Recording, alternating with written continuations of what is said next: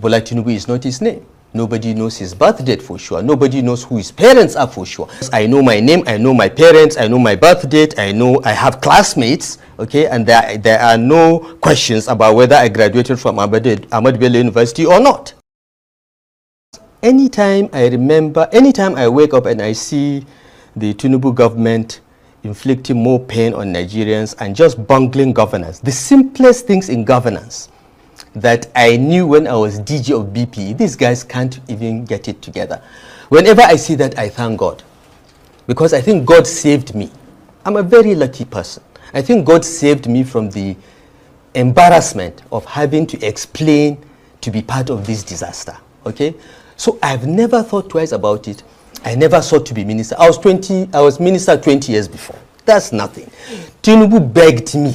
And to your credit, okay, you did a superb job as Minister of Abuja. Thank you very much. Everybody would agree to that. Thank you very much, okay? My record is there, all right? So, Tinubu begged me publicly. The videos are there to serve in his cabinet. He requested me to change my personal life plans, okay? So, those that I say is because he dropped me. How can I be unhappy about something that I never sought, it was actually an imposition on me?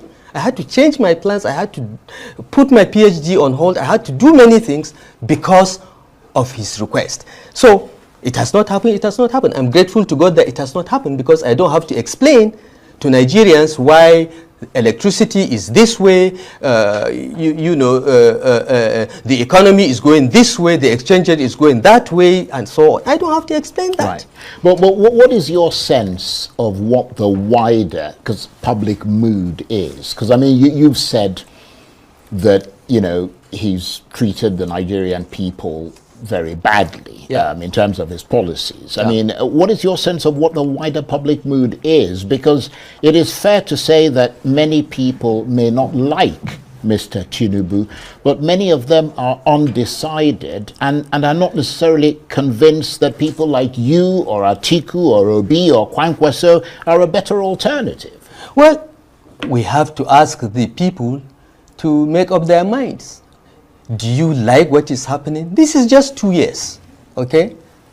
If you're happy with what is happening, if your life has got better since President Tinubu was sworn in on May 29, 2023, fine. But if not, why not give some other people a chance? Well, the reason I ask that is because, I mean, I'm wondering whether you've carried out any sort of scientific poll to actually determine how popular he is. Because no, I remember in 2023. Yes, we have. When you were sitting where you're sitting now, and I interviewed you, yes, and I quoted the polls to you that suggested that Mr. Tinubu was only marginally popular. Yes. And you disputed that. Yes. But in the end, he could only manage less than a third of the vote, or around a third. Yes. While the two leading opposition candidates got collectively 2/3 of the vote. True. Throughout the polling before the 2023 election, we knew that the election was going to be tight, very tight. But we were ahead. We knew we were going to be tight. We have done some polling. And I have mentioned some time ago that in many parts of the country, particularly in the southeast and the north, President Tinubu has 91% disapproval rating. Even in Lagos, he has 78% disapproval rating. Okay, in some states, and that's a scientific poll. It's a scientific poll, right. And in some states in the southwest, he's doing a bit better. Ondo, Ekiti. He's doing better than 78% disapproval rating, but there is nowhere he's doing better than 50%, even in the southwest.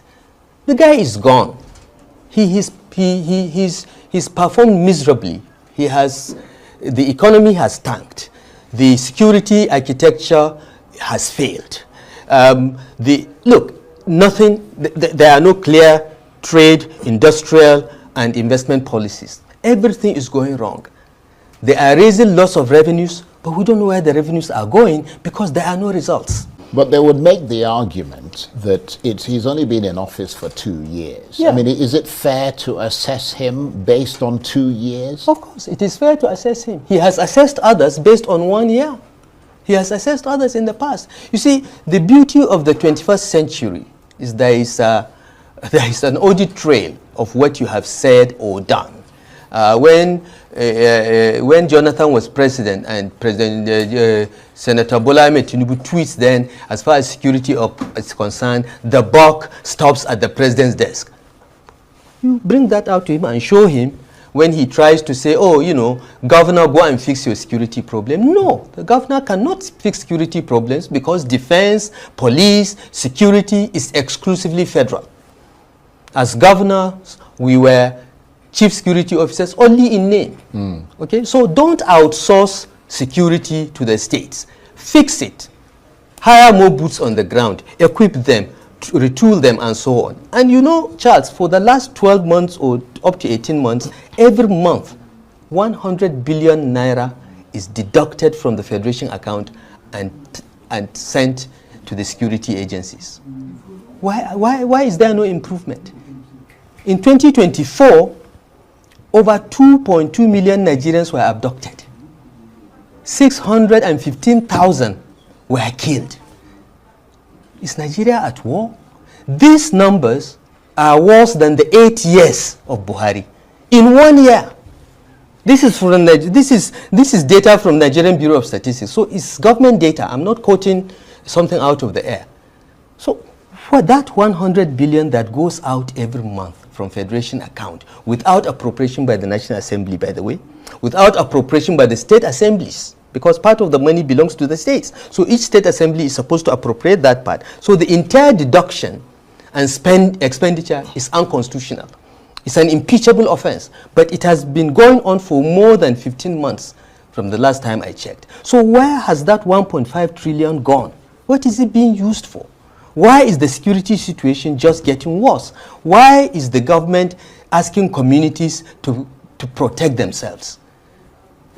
You know, look, well, I have President Tinubu's government has felt woeful. Look, beyond, if you asked me in 2022 or 2023 when we were campaigning that things will ever be this bad, I would say that you are mentally ill. Nigerians are tired of the APC. We know that. We have polled that. There is 91% disapproval of this administration across the country. 91% disapproval. It's the worst in Nigeria's history. But Nigerians are looking for a credible option. Yeah, but they want to see people coming together, putting aside their differences and ambitions, and giving them an alternative to this failure of a government. But that's the key thing. Can you put aside your personal ambitions? You've got yourself, you've got Atiku Abubakar, you've got P2B, you've got Rotimi Amechi, you have so many big political, wigs with huge, ambitions. Big names does not equate ambitions, okay? You've mentioned my name. I have no ambition, okay?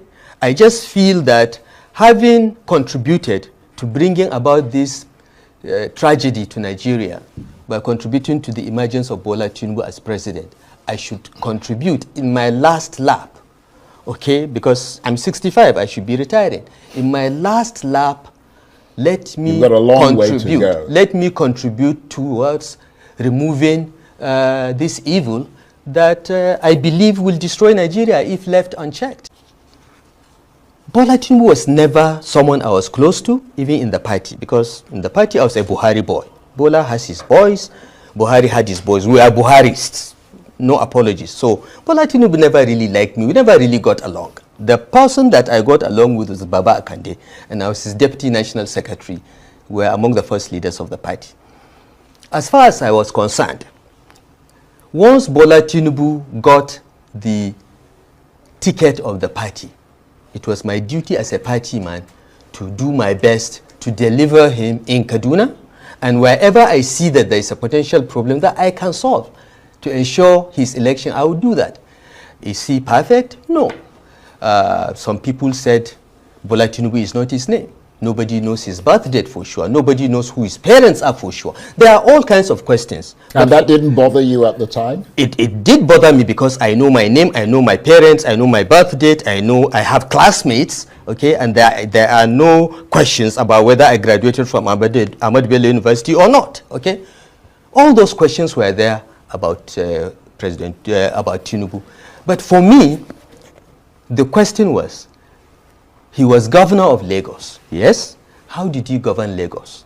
He governed Lagos in a very inclusive manner. He had an Igbo guy as a commissioner. He had another Hausa man from Daura as one of his special advisors. In Lagos, in 1999, that was almost unique. He ran an inclusive government. After winning the elections with the Agberos and all that, he went and got the Cardosos, Wale Eduns, Yemi Osinbanjos from the private sector to come and help him run the government. So he did a decent job in governing Lagos. That's the only thing we know about him as far as governing is concerned. You know, Charles, every saint has a past. Every sinner has a future. Okay? The way I looked at it is, well, look, he did a decent job in Lagos. Lagos has improved. You can't deny that. He laid a foundation. Many people have issues about how he held on to Lagos and so on and so forth. But the place is improving. If he can do half of that on a pan-Nigeria level, this country will move forward. So I said, look, he's the candidate of the party. I will support him. I will do everything to ensure he wins. So that's my explanation. Right. Now, fast forward. He's failed you. Fast forward. As you He said. has. Look, the one thing I was almost confident President Tinubu would do would be to have a competent team, solid people. Look at his cabinet. It's a joke. The largest cabinet in Nigeria's history, maybe there are 5 ministers that can be called ministers in the time I was minister, which was 20 years prior. Okay? Who is the Ngozi Okonjo-Iweala in that cabinet? Who is the Obi Ezekwesili? You know, there is just no quality.